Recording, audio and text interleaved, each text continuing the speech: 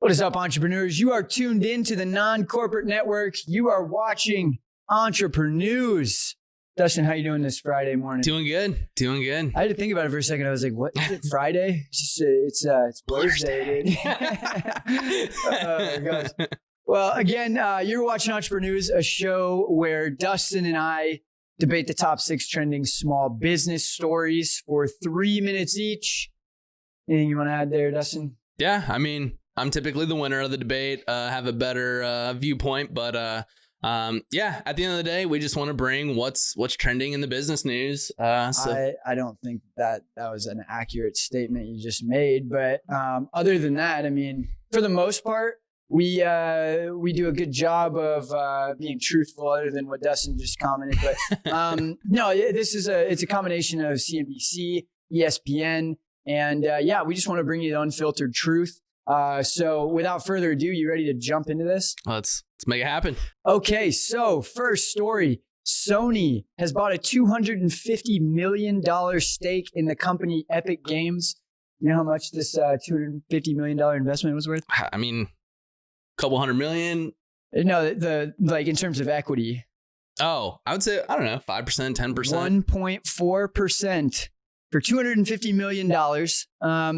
For those of you that don't know, Epic Games, they are the inventors of Fortnite. They also made a game called Gears of War, among others. And I think this just kind of shows the writings on the wall in terms of the gaming industry and where it's going. Epic Games valued at over $17 billion. I can think of a lot. That's 17 Ring doorbells. You know, they sold for $1 billion to Amazon. 17 Ring doorbells. Yeah, it's crazy. But what are your thoughts on where the gaming industry is going? And do you think this is an investment that's actually going to pay off? I mean, the gaming industry, it's growing huge. I mean, we're seeing less people go out playing baseball, playing soccer, and more people tearing it up on the controllers. But I mean, it's I mean, there's so much more that you can do with it. There's I mean, there's a level of community in there. I mean, Travis Scott had a concert in Fortnite. So, I mean, there's other elements outside to just the gaming, and I think it's gonna expedite the VR side of things as well, as more and more people are not only playing but watching others play. I mean, that's a huge growing trend as well. Whether this is a good deal, I mean, they made Fortnite. I mean, that's huge. I think that's what's kind of expedited the whole gaming industry as well. And so I think it's a good relationship. It'll be interesting to see how they can combine their synergies to do more. But well, this deal is not exclusive to Sony. They're not licensing products or anything that they're not licensing to other companies to Sony by doing this. Maybe it buys them some favor, but as you mentioned, the gaming industry is growing. And guess what happens when the gaming industry grows? It attracts more companies to develop games. And to be honest, when I see, okay, yeah, Fortnite was a great game. Other than that, they had another hit with Gears of War. Does that mean that they're going to continue to produce the best games? Usually somebody gets knocked off their throne. And in the gaming world, where it's not like you're buying a PS5, it is you're playing a specific game. There's hundreds of games out there. I can't imagine that they're just going to keep pumping out hits with all of the additional competition. So for $250 million for less than 1.5 points, that tells me that, you know, it's going to be a while before this deal pays off for them, if it pays off for them. You know, I wonder why they didn't choose someone else that had a more consistent track record. Sure, they haven't come out with, you know, one huge game that just blows up worldwide. But I mean, something like Gears of War. I mean, there's many other studios that have made good games over the course of the last decade. I mean, you talk about Gears of War, that was what, 2006, 2007. So, I mean, you come out with a hit once every 8-9 years. Well, here's the thing too, Dustin, is that Call of Duty. So I'm looking at this. Infinity Ward and Treyarch were making one half of the Call of Duty games, where Amaze Entertainment and Grey Matter Interactive Studios are making the other half. The Grey Matter and Amaze Entertainment are long gone. So, you know, just because you have a hit doesn't mean you're going to be around for the long term. So I think it's definitely a risk, but, you know, we'll see if it pays off for him, Cotton. Okay, diving into our next story here. An audit slams Facebook as a home for misinformation and hate. You know, we know that 900 plus advertisers are now boycotting Facebook. We know that Mark Zuckerberg is taking a stance that is a little bit too conservative for most of its employees, as well as people that are advertising. Obviously, And so, this outside audit that was done by some civil rights leaders, I forget the name of the company here, I'm looking for it. The CEO of an advocacy group, Free Press, and they are pushing to have Facebook not only have this third-party moderation platform, but have it completely be separate from Facebook. Facebook is still the ones that are writing the checks for the moderators. They're the ones that are giving the training for the moderators. So what are your thoughts here? How do we make this work where it is something that helps with content moderation? Yeah, I think everyone can agree that we probably need to figure something out that quits hate speech. I mean, it's not good. Whether it's Facebook that's doing it or a third party, that's how we approach that, I think, is where the question is going to be. I mean, I do see the downside of Facebook paying the people that's moderating their own channel, but also it's like, if you get this third party, they're going to have money being fueled in. They're going to have lobbyists. I mean, who's to say that they're not controlling what gets posted and what's not? And now you're kind of putting the control out of Facebook. I mean, they're not, they're kind of held at the hands of this other moderator, and it's they could get, like I said, they can get some money in and prevent certain things from being posted. So right. There's a lot of weirdness that can come from it. Yeah, no, I mean, I think that one thing that's going to come is, like we talked about last week, the influencers kind of creating somewhat of a union. The content creators are the ones that have the leverage over everything. And so if there's an exodus there, then I think that's going to damage them more than 900 advertisers pulling out even. And so I think that that's really where we can see some changes. Companies like Free Press, the influencer union, those are going to have to help sway this. But I do believe that it needs to be separate. You have Facebook paying the checks to the moderators and training them. They're going to train them on policies that are going to help them, not necessarily, and be more profitable for them before anything else. And so I think there's a big risk there, especially with how much of that percentage Zuckerberg owns. He's going to be calling the shots still regardless. Yeah. And I mean, Zuckerberg is pretty smart. He has a pretty smart team. I mean, they'll start doing cost analysis of, should we let some of these posts go, knowing that we might get regulation coming in? We got to spend time and resources answering that. Sorry for the technical difficulties. But yeah, we are powered by State 48, amazing company based out of Arizona. We are proud of our local businesses, and they are a huge shining star in the local Arizona business community. Dustin, do you have anything you want to mention about State 48 before we get into our next story? Yeah, they do a lot of collaborations with a ton of great local businesses here. I mean, some are just regular businesses, some are huge nonprofits, and so any of the profits coming from the shirts will go back to that nonprofit organization. And so they're just big on clothing for all, inspired by Arizona. So I love it. Check them out, state48.com. Thank you guys for supporting us. Appreciate it. So going into our next story, having a strong cybersecurity strategy is going to be a must moving forward, no longer just a luxury.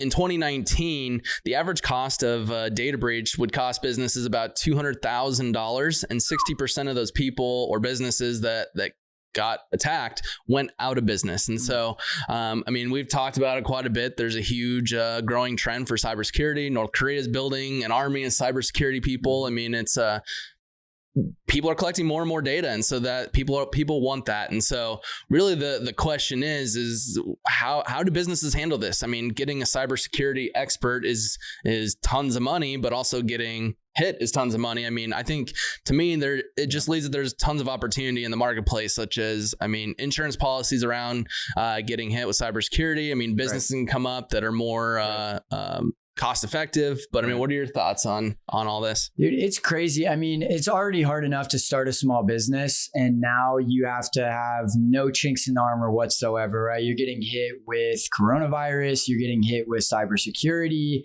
you're getting hit with all sorts of other things that just come with starting a business. And so it's crazy to think that, this is putting out 60% of the businesses that are affected by it. Obviously, people don't really just have $200,000 of free cash flow just sitting around. So it's tough. I think that this gives an opportunity to like insurance companies, like you mentioned, or even just companies that can kind of crowdsource kind of like, I mean, it's almost like a health insurance policy, right? Where you can get into a pool. I think getting into a pool of cybersecurity is going to be a lot more cost effective than hiring somebody in your own staff. And it kind of drops the cost for everybody. And, you know, if you don't have as big of a network, you don't have 1 million people in your database, then being able to kind of crowdsource that to drop costs, I think could be interesting. So it could be, you know, the birth of a new industry, create some jobs. Problem is, you know, it takes more of an increased demand in order to motivate more people to go down that path. And I don't think that this is really on the forefront of people's minds in terms of this being a real issue. I mean, the story like this tells a lot, but I don't know what's going to make it real for businesses that are going to have to start going, okay, I'm adding this to my list of fixed expenses, where right now it seems like, you know, still a novelty to me. Yeah. I mean, it's just going to be one of those things where we just need more of it to happen, unfortunately. Yeah. And then it'll be just one of those things where, I mean, before people didn't invest in marketing, and after a couple companies saw that marketing worked, it's now just a must in the budget, where cybersecurity will be a must in the budget. And I mean, going back to what we've talked about with AI and automation taking jobs, like you just mentioned, this is going to create new jobs. Like there's a lot of emerging things or demand that's going to be there that we just don't know about yet. And so, I mean, to your point, I think there just needs to be more demand, and to do that, it's going to be more attacks happening. Yeah. No, it'll be interesting to see. You know, I hope that there's some kind of decentralized education that comes in to help out. You don't need to go to a 4-year college to be able to learn a few things about this. Mm-hmm. It's not casual to go jump into your MongoDB database and figure out how to look at a JSON file and understand what's going on. So, you know, it's not something that's on people's radar, it seems like right now. Yep. College bubble. That's there's something coming up. There's a lot of stuff in the news this morning, but on to our next story. So banks are poised to make billions from processing PPP loans. So it was noted that some banks are literally going to make more money processing these loans than their entire 2019 revenue. I mean, it's pretty crazy. I mean, should there be more regulation on that? I mean, I know it takes time and energy to process these loans, but I mean, the fact that some businesses within 3 months are making 12 months worth of revenue, I mean, should something come in? I mean, everyone's focused on millionaires and billionaires getting this, but how many small banks are just making millions and billions just processing the loans? All I can do is shake my head. You know, it's just one more thing that's falling out of the wagon in terms of what this has looked like for small businesses. And it was supposed to be to help the small business, right? And then the first wave of it went to large businesses, but then it was still to help the small business. But then they were only giving it to certain businesses on like the West Coast and not the lower income areas that needed it more than anybody.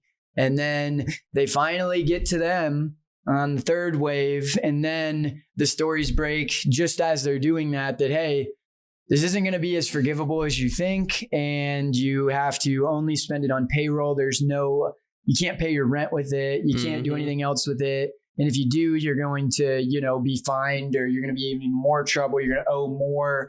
And it's just like, well, you know, I thought it was a saving grace for small businesses when the media started covering it initially. But, you know, it's just this headline reading culture where we're starting to read between the lines. It was like a 200-page bill.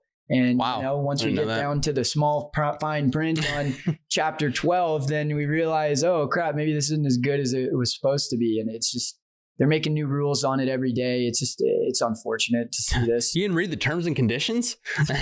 That's what it comes down to. But I mean, do you think this is maybe government, big business trying to create more separation between small? I didn't apply for the loan because I know it's going to be something that is not going to be good for me. You know, like I don't want to pay that back in higher interest rates. It's like a credit card. I already have a credit card. Like what is the difference?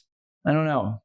Yeah. I mean, to me, it's I'm never for more regulation, but there should be something that caps either how much is made or a percentage of the loan, something that's being done. Banks are just making too much money when it comes to just processing it. And I mean, the whole bill was created to create more jobs, create more velocity in the GDP and spending and all that. And if billions are being sunk just into the processing, there's so much money that could be used to continue, you know, Well, I know there's a lot of companies that set up where they'll take a percentage of the loan they get you as their payment as well. And I mean, I know in Arizona that you had to go and actively find what banks would even allow you to apply for this. And so it's just, it made this breeding ground of, again, things that weren't, we didn't think they were going to happen, but it happened. Oh crap. We didn't think that would happen. It's like, come on, man. We're talking trillions of dollars. So on to our next and final story. So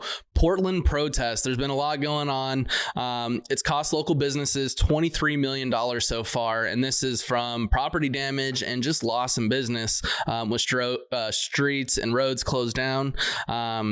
Rioting has been going on for about 41, or protests have been going on for about 41 straight days. I mean, at what point, or do we stop that? I mean, you have the right to protest, but also people have a right to run their business as well. I mean, it's their livelihoods. They got kids that they got to feed. I mean, should it be stopped? I mean, what are your thoughts on this entire situation? I think that nothing should be stopped until we make some change that needs to be made. There's a lot of things that are wrong with our country. And so as much as I see, there's a little bit of property damage, this is something that, I am proud of the American people for rallying together. I'm proud of Portland for still sticking to their guns here.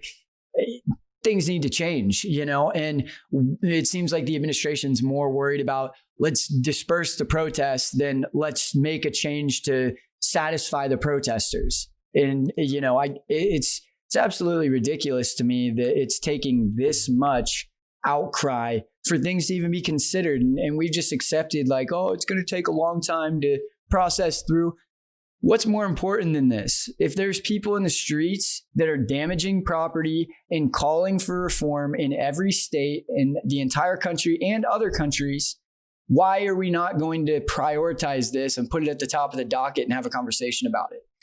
So why not put something on the table where it's like, hey, if we stop these protests, I mean, why don't we just have a big conversation around how this changes? I mean, I hear everyone talk about things need to change, but I haven't heard of what that looks like. I mean, in order for things to stop, we need something tangible that says, I mean, unemployment goes to a certain level, or hiring goes, there's like, we need change. It's like, we're working on change, but what is that change and how long? I mean, there needs to be conversation around it. And I think that's going to expedite everything. I mean, it's people need to protest to get their point across, but I think there's more conversation around just going, we need to change, like, rather than bringing solutions to the table. And that's where my mind's at, is like, oh, we could be past this and everyone could be so much better if we just had, what does that look like? What is a roadmap to get there? And I think everyone agrees that there needs to be change. And I think that's the consensus. Okay. I mean, you have a handful of those people that are just like, no, we're like, we need to keep how things are. But I think the consensus is things need to change. Well, it's hard because, and not to get too deep into this, but like in terms of police reform happening, there's a union for the police officers that's separate from the protesters and separate from the government. And so there's really like three sides to that conversation. And so it just makes it even more difficult. You can't just go sign a bill and now it's done. And so, I mean, there's so many implications and repercussions of decisions. And I don't think that people are understanding the full scope of things. But, it is a challenging process to fix. But again, I think that we should be like from an executive level talking more about what are we going to do to address your concerns as a protester and use that to be the mechanism to disperse the protesters, as opposed to just going, we're going to wipe them off the streets with tear gas and that's how we're going to get it done. It's like, okay, yep. Like now you're not listening. It takes conversation, not force. And I think that's going to make people more upset. To your point, it's a bill can't get passed tomorrow. It is going to take time to logically think through things and how we should pass regulation that's going to fix this. And once we start in those conversations, that's when I think the protests need to wind down. I mean, there's a lot of negative impact that's causing as well. But I think at the end of the day, we need to come together, have a conversation, lay out a clear plan of attack on what success is. I mean, it goes back to what SMART goals are. You have to be able to define them clearly. And that has not happened yet, but I digress. Well, it takes entrepreneurs, us as entrepreneurs, we're the ones that are going to affect change. We're the ones that are going to innovate. We're the ones that are going to continue to push the needle forward despite all of the roadblocks, by any means necessary. So as entrepreneurs, I know you guys are standing up with us and just trying to make the world a better place. So we appreciate you tuning into our show and hearing our takes. We want to hear from you. If you want to start your own show, you want to spread your message to the people, use our resources, Non-Corporate Network, ncnbroadcast.com. You can check us out, apply if you want to start your own show. Reach out to us on social media if you have a story that you found that you want to hear us talk about. And again, thank you to State 48 for standing with us and partnering with us on this. Dustin, do you have anything else you want to add or tell the people? No, I mean, as you can tell, that last conversation, I think there's a lot of change that needs to happen, and the best way to do it is to create that change. And so I think there's a lot us as entrepreneurs can do to help create that with some of the resources, profits, and all that we drive. So be the change. Be the change by any means necessary. Get after it today.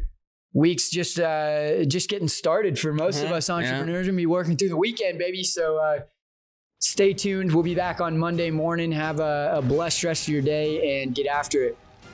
Thanks for being with us.